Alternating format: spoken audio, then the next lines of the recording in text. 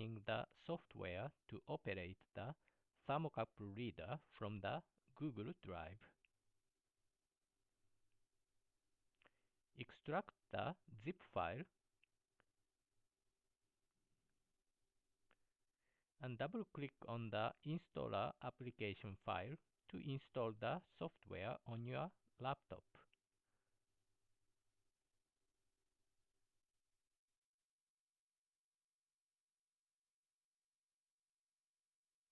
Take out the thermocouple reader and the USB data cable from the black case.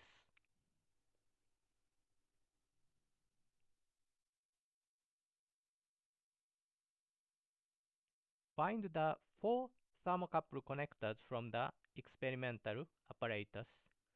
They are yellow and made of plastic.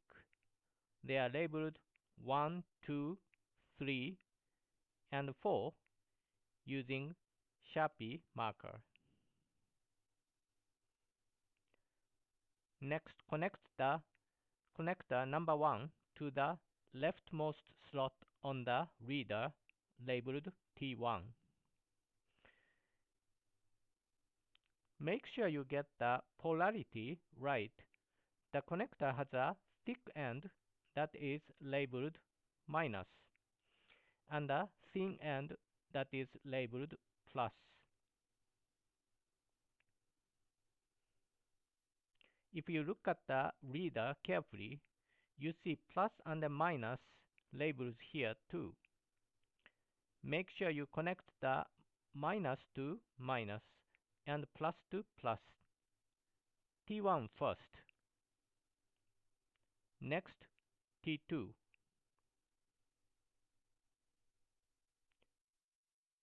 Next, T3.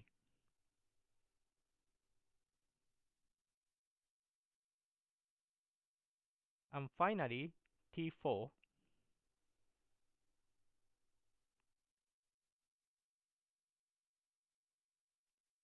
Next, push the red power button to turn on the reader and confirm that all of the channels show reasonable temperature numbers.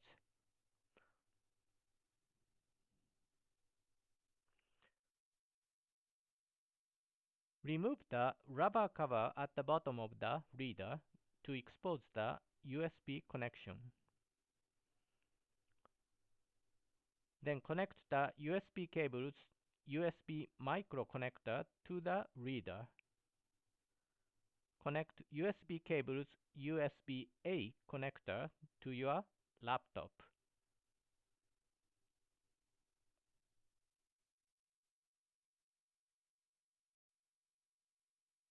The next step is to establish the connection between the thermocouple reader and the software you downloaded and installed on your laptop to display the temperature data on the software. Go to Settings and click on it. If you see a COM port number, click on the link button to establish the connection. Then, the software will open this new window. If you click on Start, you will see the real-time data acquisition of the temperatures of the 4 probes. The 4 channels are all color-coded in the figure. You can also see the temperature numbers in the table.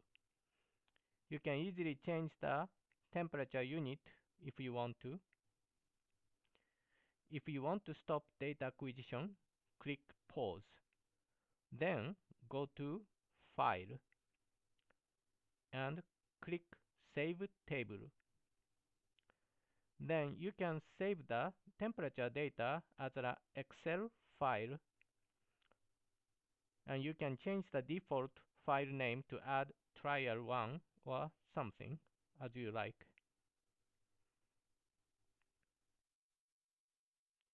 And if you are done with the first trial, having saved the data successfully, then you can click on Data Clear to erase the data on the table, and you can start the next trial by clicking on Start. If you want to change the time interval of data acquisition, go to the menu. And here you can change the time interval from the drop-down menu. The default is 1 second. You can see this table is being updated every second.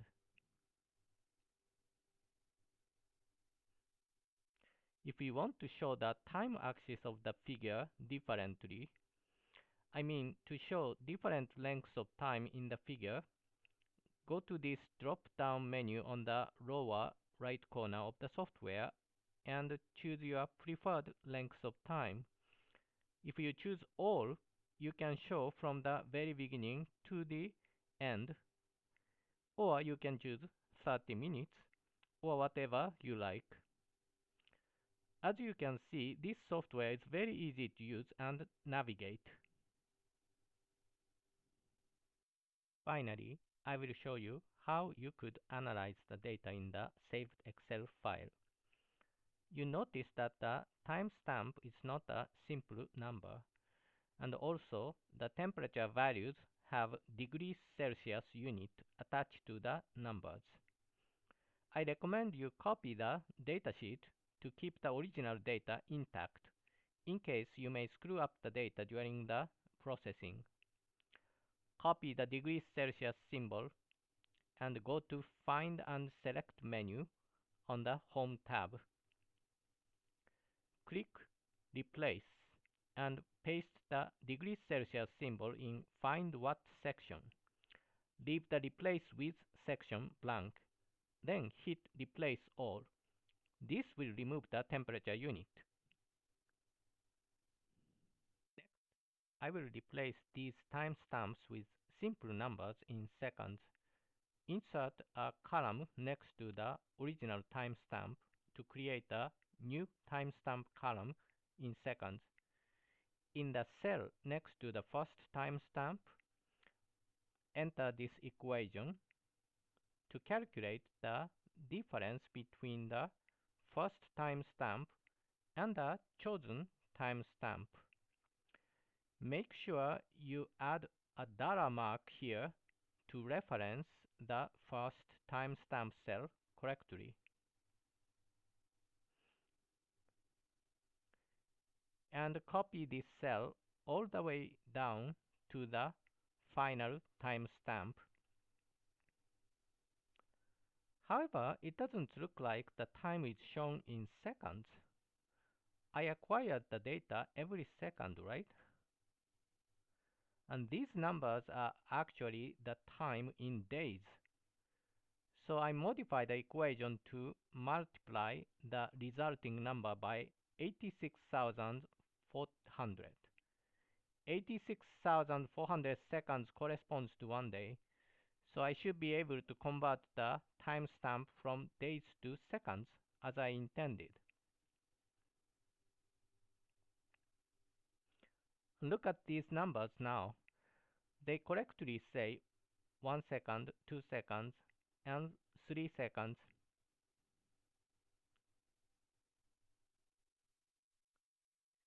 And if you don't want to see the large significant figures, you can hide them by choosing the number display in whole seconds. So we successfully formatted the data. If you want to, you could draw a figure of temperature versus time, but that's not very important, not quite necessary in this experiment. What you really need to do is to make sure the temperatures are stable toward the end of the data acquisition. And you just need the final temperatures. When you are done with the experiment, you just need to disconnect the USB cable from your laptop and from the thermocouple reader. Make sure you close the rubber lid to hide the USB port. Turn off the reader by pressing the red power button.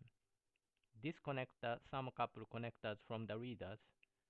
And finally, put the reader and USB cable in the black case.